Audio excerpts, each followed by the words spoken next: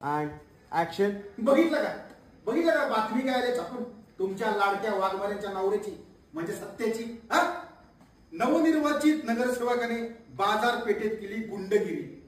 अहो पुढे केवढा मोठा प्रश्नचिन्ह टाकलाय. आता प्रश्नचिन्ह टाकायची गरजच नव्हती. गुंडच आहे त्यो. हो, तुम्ही उगाच तापलेल्या तव्यावर तुमची पोळी भाजू नका. आणि काय चुकलं सत्याचं? तो मुखातून काय धुतल्या जाण्यासारखं आहे. काय चाललंय? हा, कसल्या पोळ्या भाजताय? काय खुसकुटे भारती मॅडम? आणि खुसकुटे पेपर वगैरे वाचण्यापेक्षा ना स्वतःचं काम करावं माणसाने. भारती मॅडम लक्षात आहे ना, आपण पोलीस आपण कायद्याचं पालन करायचं, कोणाची बाजू नाही घ्यायची, फक्त कायद्याची बाजू घ्यायची. लिसन केअरफुली. ही बातमी खूप वरपर्यंत गेली आणि मला सिनियरचे खूप फोन आले. थांबतच नाही. काय करायचं, काय उत्तर द्यायची मी?